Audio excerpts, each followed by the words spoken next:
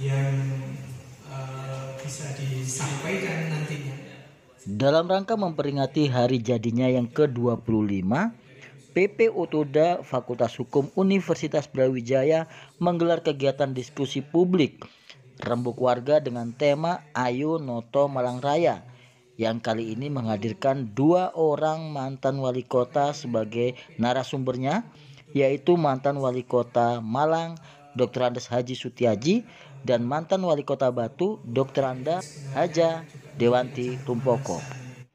Ini diselenggarakan yang pertama adalah kegiatan donor darah bekerja sama dengan PMI Kota Malang dalam rangka hari ulang tahun Pusat Pengembangan Otonomi Daerah yang ke-25. Nah, berikutnya disambung kegiatan dialog publik, temanya adalah rembuk warga Ayo Noto Malang Raya. Ini juga dalam rangka peringatan HUT ke-25 Pusat Pengembangan Otonomi Daerah. Nah, ini perlu kita lakukan, momentum ini kita ambil sebagai suatu momentum untuk melakukan respon terhadap penataan kondisi di Malang Raya, khususnya di Kota Malang maupun di Kota Batu yang notabene hari ini kedua daerah ini sedang dalam masa transisi, artinya masa jabatan kepala daerahnya kosong sehingga diisi oleh pejabat kepala daerah.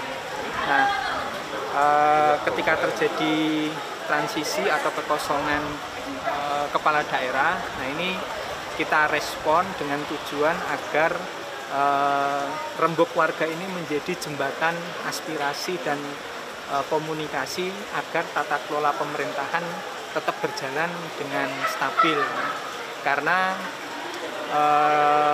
sangat memungkinkan sekali di tengah kekosongan jabatan kepala daerah itu ada beberapa tantangan dan kendala yang dihadapi.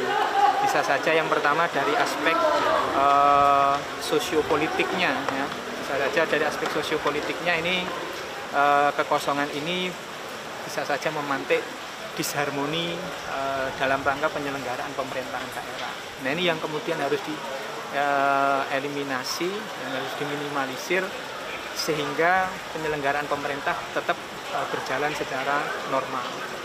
Nah, itu forum warga ini menghadirkan berbagai stakeholder, ya, mulai dari unsur perangkat daerah baik yang ada di Kabupaten Malang, Kota Malang maupun Kota Batu, kemudian unsur partai politik, kemudian unsur ormas LSM, organisasi kemahasiswaan dan kepemudaan, serta media. Kita berharap bahwa poin-poin daripada rembuk warga ini akan menjadi bagian dari komitmen kami di Pusat Pengembangan Otonomi Daerah untuk kembali memfasilitasi forum warga yang ada di Malang Raya. Ya, saya tertarik sedikit, Mas. Tadi sempat disinggung pemanasan. Apakah ini berarti diharapkan dari pembicara itu sedikit menawarkan ide atau seperti apa kira-kira? Ya, ini sekaligus juga menjadi ajang, kalau tadi saya sampaikan pemanasan. Karena pemanasan ini kan maksudnya bisa saja kita nanti akan tingkatkan forumnya ke forum yang lebih besar, ya, untuk menggali berbagai macam respon, ya. Karena kalau kondisi di Kota Batu kan sampai dengan 2024 ada ruang transisi 2 tahun. Sementara di Kota Malang ada transisi hampir 1 tahun.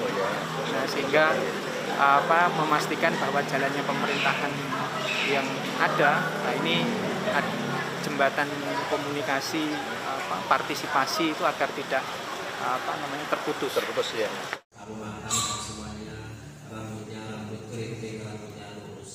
Dalam kegiatan yang digelar di Gedung C Fakultas Hukum Universitas Brawijaya tersebut dihadiri sejumlah undangan yang terdiri dari akademisi, mahasiswa, DPRD, serta beberapa tokoh dari instansi di Malang Raya.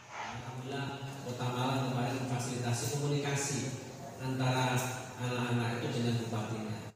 Simbiosis mutualis, angka 1 tidak bisa berdiri sendiri. Ada angka 1 karena disebut angka 1 karena ada 3, di angka 3 karena ada 5 dan seterusnya. Bahwa hidup itu selalu, ya. Karena ada dana partai kan, ya. Bener enggak dana partai itu untuk mendidik masyarakatnya? You milih itu jangan milih orang yang enggak punya visi loh. Tapi kenyataan di lapangan kan apa sih? Kan enggak. Partai-partai yang menyalurkan itu sendiri duit disik ditambah, bukan dia punya kompetensi. Ya ini terbuka aja. Dialog tentang Noto Malang Raya ini seperti apa nih? Ya karena saya diminta ya saya datang. Ya sebenarnya Malang kan potensinya luar biasa.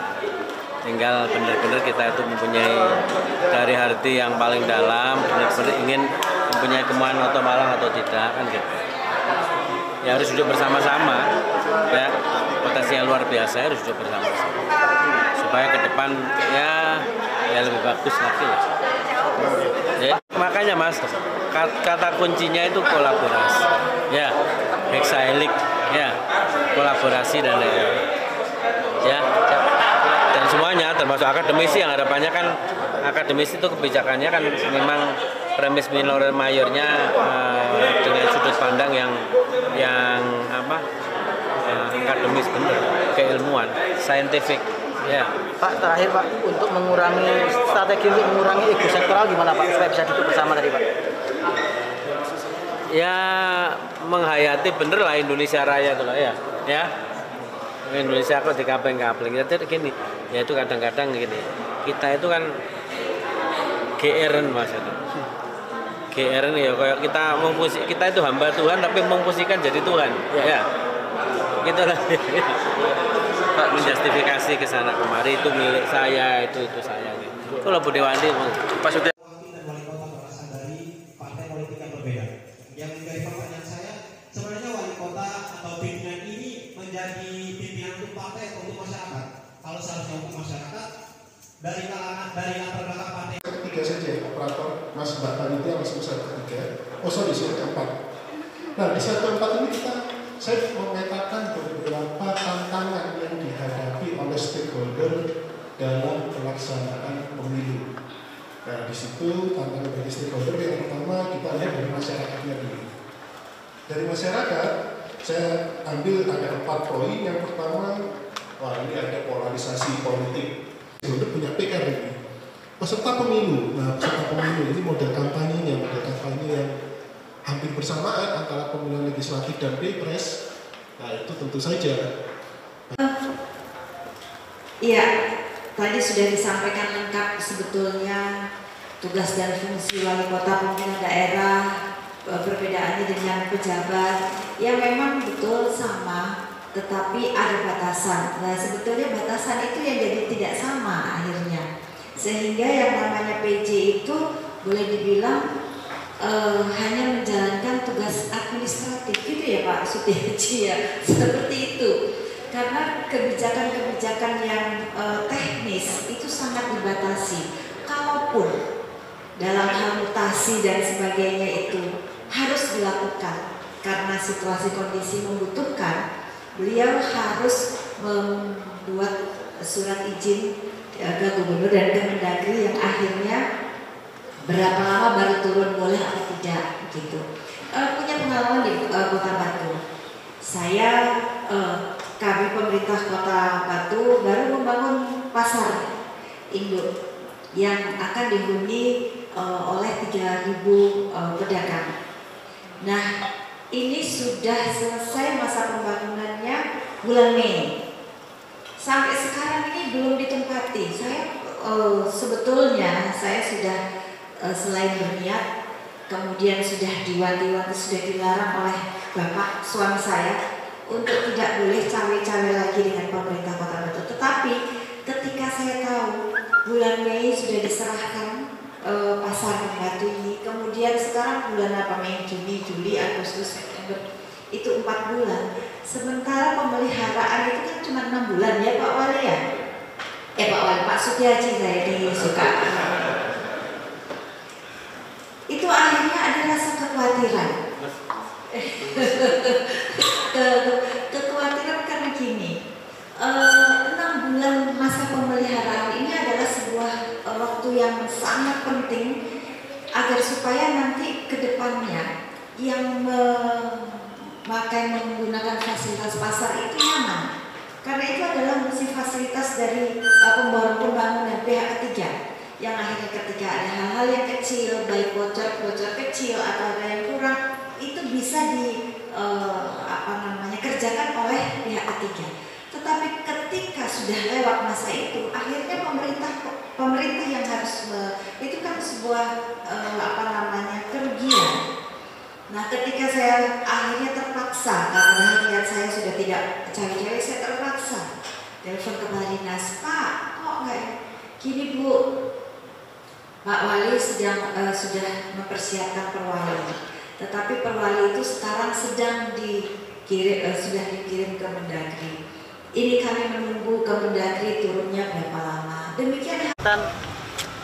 Dialog publik, ngobrol bareng Bu tentang Noto Malang Raya seperti apa Bu?